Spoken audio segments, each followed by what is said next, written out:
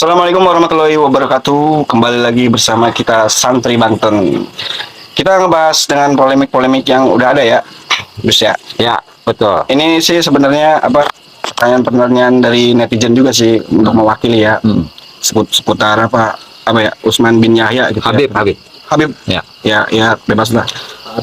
Bapak. Bapak aja lah kalau saya tuh. Bapak Utsman bin Yahya. Tentang polemik yang ada apa kebenarannya gitu. Ini nih Gus yang saya mau tanyakan ya. Ini terutama mewakili netizen ya. Apakah Utsman bin Yahya itu dekat dengan Belanda? Monggo. Ya. Habib Utsman bin Yahya seperti yang kita sering ulangi ya. Sering. Sangat sering, bahkan berkali-kali. Adalah seorang ulama yang tidak diragukan lagi keulamaannya. Begitu banyak karya yang beliau susun, ya kan? Hanya saja beliau itu dekat dengan Belanda semenjak lama.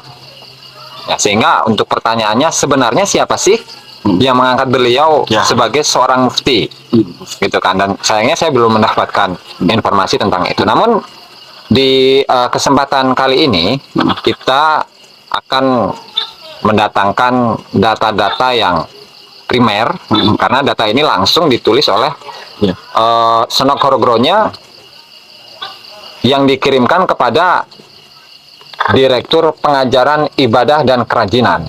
Dan ini tertulis di Betawi 20 Juni 1889. Udah 100 lebih ya, 100 tahun lebih itu dari sekarang. Nah, di sini beliau memang Habib Utsman bin Yahya itu adalah seseorang yang sangat dekat, tidak hanya dekat-dekat banget dengan Belanda ya. Intim malah gitu. Intim, sangat intim dengan Belanda, khususnya dengan Senok Horogronya. Nah, buktinya dengan tulisan ini saya boleh bacakan ya. Di sini, dan saya mengutip dari buku yaitu Nasihat-Nasihat Christian Senok Horogronya semasa kepegawaiannya kepada pemerintah Hindia Belanda tahun 1889 sampai 1936. Jilid yang ke-9 ya, halaman 1623. Nah, di situ Senok Horogronya melaporkan ya tentang Habib Utsman bin Yahya, di mana beliau Senok Horogronya menyatakan Sayyid Utsman bin Yahya tidak mempunyai harta milik dan mencari nafkah dengan bekerja sendiri. Ya, maka lambat laun mutlak diperlukan imbalan keuangan untuk menjamin bantuan tersebut. Jika imbalan ini diberikan, maka ia akan sekaligus didorong untuk mengatur agar kegiatan pendidikan dan sastranya sebanyak mungkin mandiri sesuai kepentingan pemerintah pusat. Nah, sehingga dari teks ini kita bisa memahami bahwasannya meskipun Habib Utsman bin Yahya adalah seorang ulama yang produktif, yang memiliki banyak karya-karya, tapi semuanya itu disesuaikan dengan kepentingan pemerintah pusat. Pemerintah Belanda, kolonial Belanda. Dan masih banyak lagi. Ya, tidak hanya teks ini, masih banyak teks dari laporan-laporan Senok Horogronya kepada pemerintah Belanda ya. Seperti ini. Tahun 1891. 5 April 1891. Nah, di situ Senok Horogronya juga melaporkan meskipun Utsman bin Yahya, meskipun Sayyid Utsman tidak mungkin selalu mendapat pengakuan yang pantas atas usahanya itu, namun tanpa mengenal lelah ia selalu menekuninya. Dapat dikatakan bahwa yang selalu menjadi tujuan pekerjaannya selama hidupnya, yang sekarang sudah mencapai 61 tahun, adalah menjadi orang Muhammadan yang soleh. Berarti tujuan pertama dari apa yang dilakukan oleh Habib Utsman bin Yahya itu menjadi orang Islam yang soleh, yang baik. Kemudian yang kedua, dan sekaligus kawula pemerintah Belanda yang baik. Kan? Ia ingin membina orang-orang yang seiman untuk mencapai tujuannya. Nah, di sini yang perlu digarisbawahi adalah, beliau adalah seorang muslim, Hmm. kan, yang taat, yang soleh, yang baik. Nah, di sisi lain, beliau ini juga ingin menjadi kaula. Apa sih kaula itu? Iya, kaulah. Kaula itu apa? Ya enggak, saya mau apa sih kaulah itu? Kaula itu ya mengabdikan dirinya, Hmm. mengabdikan dirinya untuk Belanda, untuk kolonial Belanda. Hmm. Tuh, itu teks kedua ya. Dan masih banyak lagi. Nah, misalnya halaman 1626. 1626. Nah, Usman bin Yahya ini sengaja menyodorkan kitab yang beliau susun, yaitu Manhajul Istiqomah fid Dini Bisalamah, menyodorkan kepada Gubernur Jenderal saat itu. Gubernur Jenderal kolonial Belanda ya, di Buitenzorg, di mana itu, di Bogor ya. Buitenzorg itu nama Bogor di masa lalu. Ya. Itu juga beliau itu menginginkan agar kitab ini direkomendasikan oleh Gubernur Jenderal agar lebih disebarluaskan lagi. Dari komandes. Betul. Ha. Nah, dan nanti di pembahasan selanjutnya kita akan uraikan bagaimana komentar dari kolonial Belanda setelah menyaksikan betapa hebat pengaruh dari karya-karya beliau, karangan-karangan beliau terhadap perlawanan-perlawanan rakyat. Nah, dari tiga hal ini, tiga teks ini ya, kita bisa menyimpulkan sendiri bagaimana kedekatan yang intim antara Habib Usman bin Yahya dengan pemerintah Belanda. Apakah ini Gus? Apakah itu alasan Belanda ngasih medali ya ke beliau? Ya, diantaranya. Diangkat menjadi pegawai ya? Betul. Nah, ini di halaman 1628 ya. Halaman 1628, dan surat ini ditulis di Betawi tahun 26 Maret 1899 oleh Sunan Kalijogo ya, ingat. Ada intinya, semua karangan Said Usman yang banyak jumlahnya bertujuan untuk menunjukkan jalan bagi orang Muhammadan. Orang Muhammadan, orang Islam ya, itu bahasa Belanda. Bahasanya orang Belanda yang beriman. Meskipun yang di bawah pemerintah yang bukan Muhammadan, agar memenuhi kewajiban ibadah mereka sesetia mungkin.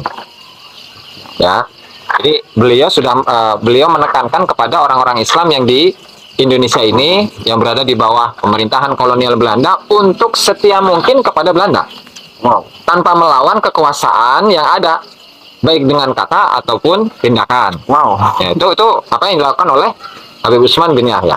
Nah, sebagaimana adanya, menurut pemahaman saya, kegiatan Sayyid Usman dapat juga menjadi alasan mengapa ia diusulkan mendapat anugerah tanda penghargaan kerajaan.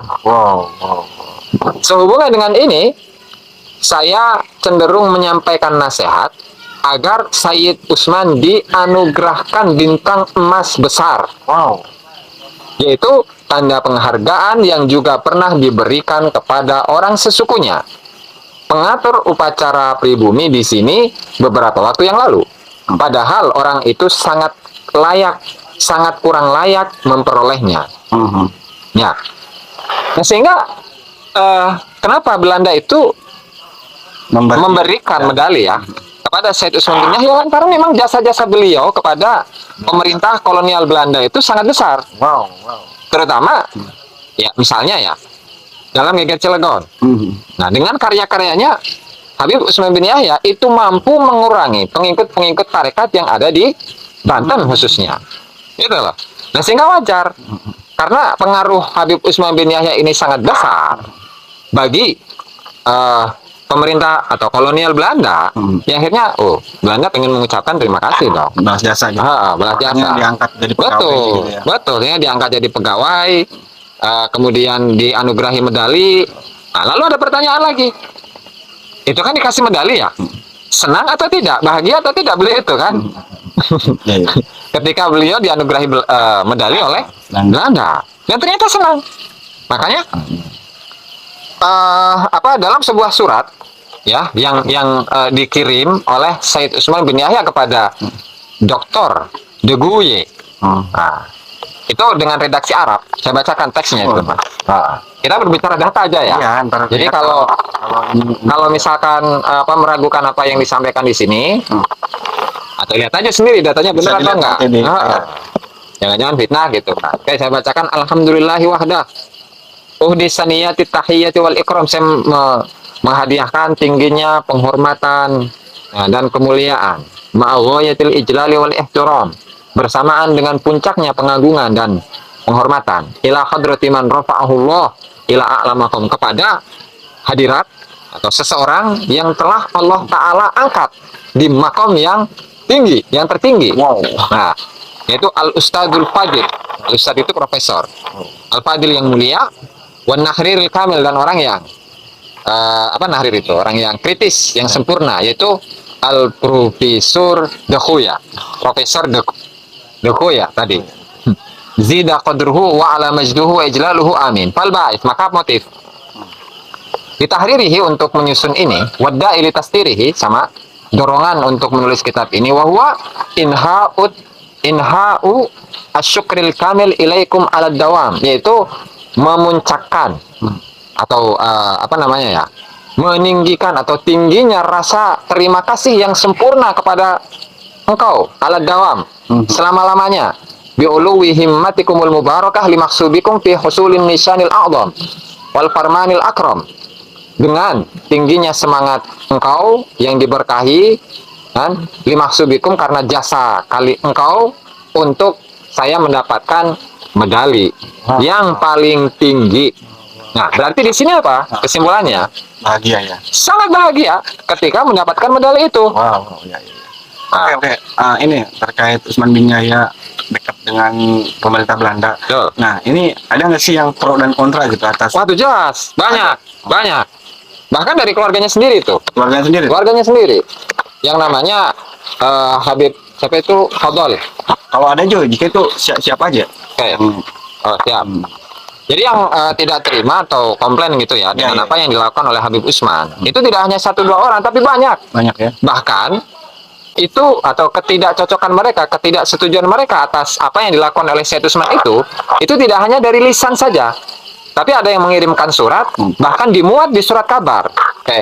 Di antaranya yang paling ini ya, itu adalah Said Fadl bin Sahal, kalau tidak salah, yaitu kerabat Habib Utsman bin Yahya, yang dia itu menjadi penasehat di kerajaan Turki Utsmani saat itu. Beliau sangat tidak terima.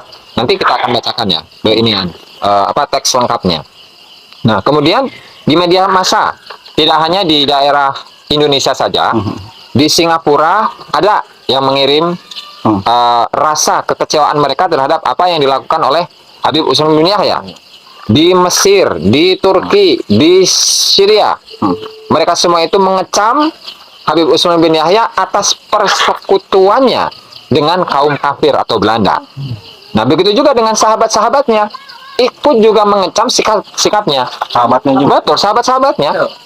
Dan di tahun tersebut, yaitu tahun 1890, itu Habib Utsman bin Yahya sudah menyiapkan doa yang akan dibacakan di masjid yang di Batavia itu. Nah, jadi banyak yang tidak setuju dengan apa yang dilakukan oleh Habib Utsman bin Yahya.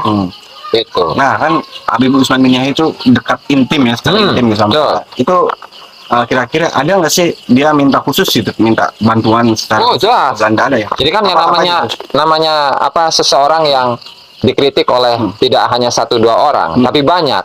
Bahkan tidak hanya di dalam negeri, bahkan di luar negeri pun sama. Nah, itu ternyata Habib Utsman bin Yahya pada akhirnya dia meminta bantuan kepada Dr. Deguye yang tadi, yang dibacakan suratnya tadi itu, ya, untuk membantah surat-surat yang menyudutkan Habib Utsman bin Yahya.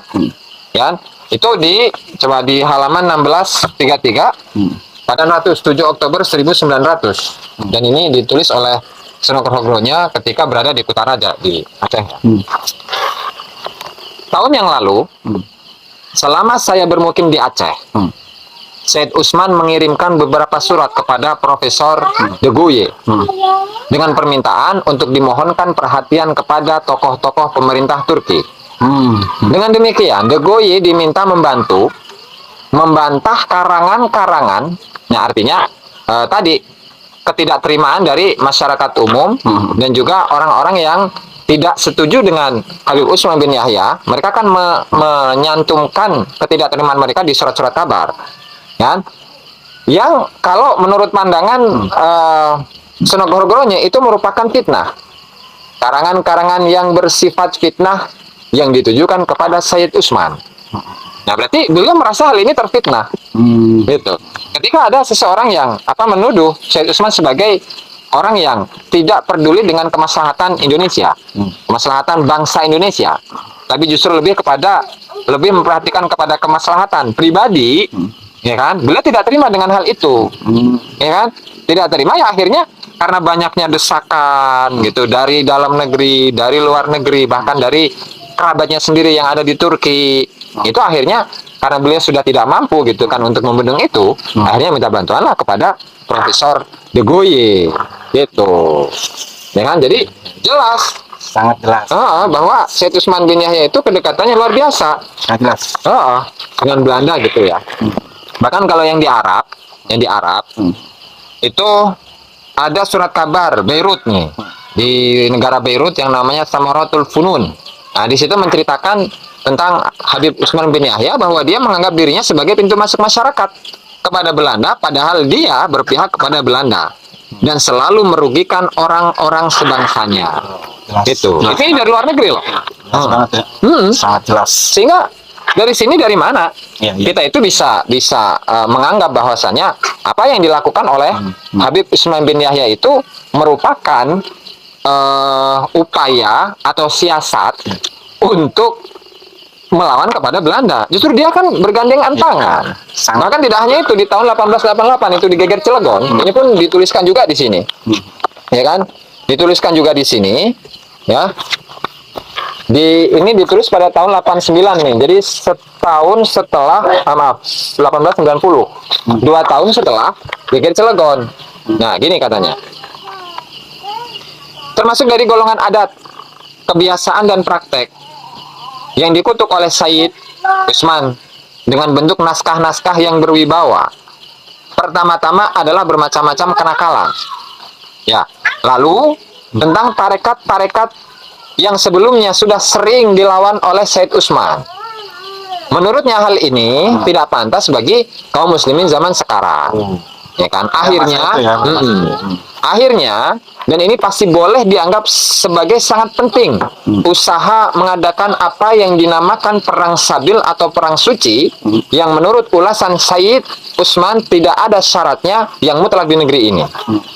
Ulasan tersebut terakhir ini bertambah lagi arti pentingnya karena dengan tegas Said Utsman menggambarkan dan mengutuk, menggambarkan bagaimana perjuangan rakyat Banten untuk melawan Belanda. Justru apa? Dikutuk oleh Said Utsman bin Yahya. Ya kan? Mengutuk gerakan di Cilegon dan di Bekasi, tidak hanya di Banten tapi juga di Bekasi. Sebagai bentuk apa?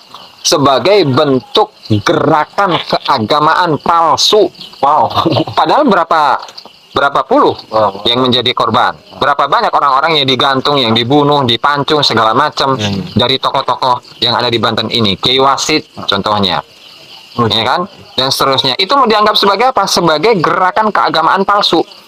Ya kan? Kemudian apa? Katanya para peserta pemberontakan seperti itu hanya menyediakan bencana di dunia dan akhirat. Waktu gak gimana sakit hatinya tuh bangsa Banten ini, rakyat Banten. Kan ngelunjak tak mengarana. Nah, jadi hal yang seperti ini apakah mau dianggap sebagai sebagai pintu masuk yang menjembatani antara rakyat dengan kolonial Belanda? Itu nggak bisa, bos. Makanya wajar orang-orang yang ada di luar, yang muslimin, baik itu yang dari Turki, dari Beirut, dari Mesir, dari Irak, dari Syria, dari Singapura, semuanya mengomentari, ya kan, melawan dengan apa yang dilakukan oleh Said Utsman bin Yahya. Nah, sehingga dari sudut pandang mana Habib Utsman bin Yahya itu disebut sebagai pahlawan? Atau yang jelas-jelas gerakan 1888 Geger Cilegon, itu nyakit, ya kan? Disebut sebagai apa tadi? Sebagai gerakan keagamaan palsu. Mending kalau gitu doang mah dikutuk oleh Said Utsman. Ya, ini bukan redaksi saya ya. Ini adalah redaksi dari Sunan Horgronya. Propaganda. Nasionalisme itu. Nasionalismenya di mana gitu kan? Kalau memang mengatasnamakan sebagai seorang yang membela rakyat Indonesia, nggak ada, bos. Nggak ada. Berarti emang kesimpulannya nggak ada darah nasionalisme. Iya, betul. Namun masih banyak lagi gitu. Hah? Kiai. Waktu enggak, ya jauh lah. Kalau Kiai Haji Hasyim Asy'ari itu adalah apa kemarin? perintis kemerdekaan Indonesia. Kalau redaksi Arabnya, Wadiul Labinat Istiqlal Indonesia. Itu kalau Ki Haji Hasyim Asy'ari. Kalau beliau mengutuk, ya kan, gerakan Cilegon dan di Bekasi dan menyebutnya sebagai gerakan keagamaan yang palsu dan justru membawa maldorot di dunia dan akhirat. Jelas ya. Itu jelas bedanya, sangat Netizen jauh. juga bisa nilainya jelas nih. Jelas banget nih. Nah, makanya wajar gitu kan. Karena usaha dari Habib Utsman bin Yahya yang begitu luar biasanya ya dalam membendung perjuangan dari rakyat-rakyat Indonesia, baik itu yang di Cilegon atau yang di Bekasi, itu dianugerahi oleh Belanda dengan medali emas. Wow. Dan beliau ternyata Diangkat, sangat bersyukur. Nah, betul diangkat. Kemudian apa? Kemudian dari sisi lain, dari sisi perekonomian juga maju lah. Karena memang beliau di awalnya, ya kan? Karena Said Utsman tidak mempunyai harta milik. Karena beliau bukan seorang yang kaya gitu kan. Kemudian dan mencari nafkah dengan bekerja sendiri. Kalau beliau ingin memiliki ingin memiliki harta, itu bekerja sendiri. Nah, sehingga apa? Maka lambat laun mutlak diperlukan imbalan keuangan untuk menjamin bantuan tersebut. Jadi rasa terima kasihnya Belanda kepada Habib Utsman bin Yahya adalah dengan memberikan 100 gulden kepada Sayyid Utsman bin Yahya. Dari sisi perekonomian hal itu sangat-sangat membantu. Gitu kan? Untuk pribadi mungkin. Betul. Namanya juga kaula gitu kan. Kaula pemerintah Belanda gitu. Dan masih banyak lagi itu mah. Oke, diantaranya lagi gitu kan. Nah, nama medalinya itu adalah Nederland Skin Leeuw, apa ini bahasa Belanda nih. Iya. Yang mereka bangkitkan secara sistematis tentang Syekh Utsman sebagai abdi setia pemerintah Belanda yang lalim. Jadi abdi setia Belanda, apa itu artinya? Gitu kan. Abdi setia Belanda, ya berarti pembantunya kan? Alatnya. Khodamnya gitu. Waduh. Gerakan tarekat yang ada di Minangkabau. Di situ kan ada Syekh Ismail Al-Minangkabawi yang merupakan salah satu murid dari Syekh Ahmad Khotib Sambas. Nah, di situ kan beliau Syekh Ismail ini mengembangkan tarekat TKN, Qadiriyah Naqsyabandiyah di Minangkabau. Nah, itu pun beliau berselisih itu kan dengan ulama-ulama. Artinya Habib Utsman bin Yahya ini berselisih dengan beliau Syekh Ismail. Nah, yang kemudian selisih lagi dengan Syekh Ahmad Khotib Al-Minangkabawi. Itu pun juga sama. Nah, jadi pengaruhnya itu banyak. Pengaruhnya Habib Utsman bin Yahya itu banyak, tidak hanya di Batavia, tidak hanya di Bogor, tidak hanya di Bekasi atau Banten, tapi sampai ke sana. Sampai ke Aceh. Gitu. Nah, ini tahun 1899 ya. Ini di Samaratul Funun yang Beirut tahun 1899. Yang menulisnya, yang menyusunnya itu adalah seorang wartawan dari Jawa. Nah, dia menuliskan dalam hal ini Utsman bin Yahya, Sayyid yang terkenal itu membantu pemerintah Belanda. Ia hanya memikirkan diri sendiri dan tidak memikirkan kaum Muhammadan. Dalam sebuah pidato yang diucapkannya pada suatu hari Jumat dalam bulan Rabiul Akhir, Agustus sampai September 1899 di salah satu masjid di Betawi, dengan secara kasar ia mendamprat orang-orang sebangsanya. Kenapa? Ya karena orang-orang sebangsanya, baik itu sebangsa Arab atau sebangsa Indonesia, itu didamprat oleh Habib Utsman bin Yahya lantaran apa? Lantaran melawan Belanda atau tidak menjadi warga negara yang baik menurut Belanda, gitu kan? Selanjutnya di halaman 1755, Utsman bin Agil berusaha sekuat-kuatnya untuk membebaskan pemerintah Belanda dari semua tuduhan yang dilimpahkan terhadap pihak-pihaknya. Barangkali ia mengharapkan sebuah bintang baru. Orang-orang Arab terpandang menolak ikut serta dalam perlawanan terhadap al-maklumat. Setiap orang yang mengenal kesayangannya, berhati-hatilah terhadapnya. Ini dimuat di dalam surat kabar yang bernama al-maklumat. Nah, jadi semua orang sudah tahu saat itu bagaimana sikap Habib Utsman bin Yahya kepada Belanda. Dan kemaslahatan itu kembali apakah kepada masyarakat umum atau bangsa Indonesia atau hanya kepada diri sendiri, gitu kan.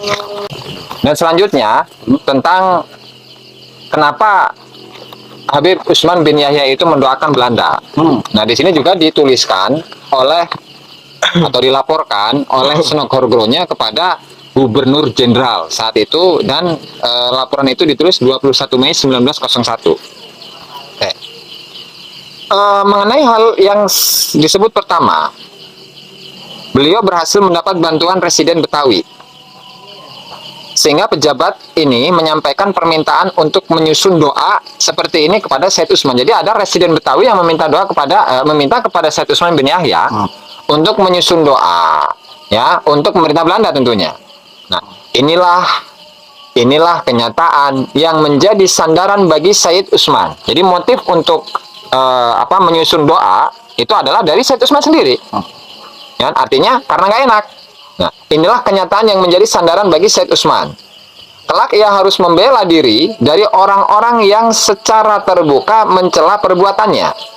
Katanya, kalau ia menolak memenuhi permintaan dari kepala daerah, akan menimbulkan kesan keliru kepadanya. Maka mengingat hal itu, sebaiknya permintaan membuat doa itu dipenuhi. Di dalam doa itu semata-mata akan dimohonkan berkah, rahmat, keduniaan bagi Sri Ratu, sehingga dapat menjadi jalan bagi kesejahteraan warganya yang beragama Muhammadan. Jadi kan gampang ini, secara politiknya gitulah kita baca, universal ya.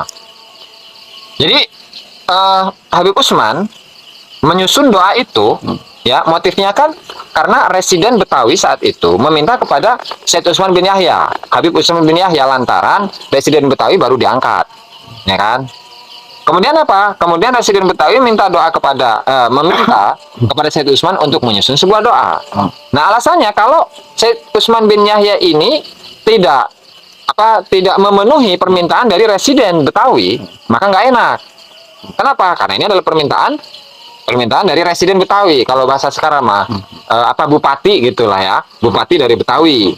Nah, sehingga hal inilah yang bisa menjadi tameng ketika orang-orang atau ulama yang tidak setuju dengan Habib Usman bin Yahya itu, dia bisa bikin alasan, loh, saya kan diperintah oleh Residen Betawi, gitu. Sehingga hal inilah yang menjadi alasan kuat di mana Habib Usman bin Yahya itu menyusun doa yang kemarin kita bacakan itu. Jadi memang parah. Seperti apa? Hidup Belanda gitu. Ya Allah, kekalkanlah pemerintah kolonial Belanda di Indonesia selama-lamanya gitu. Itu bisa dicek lagi tuh, Mas.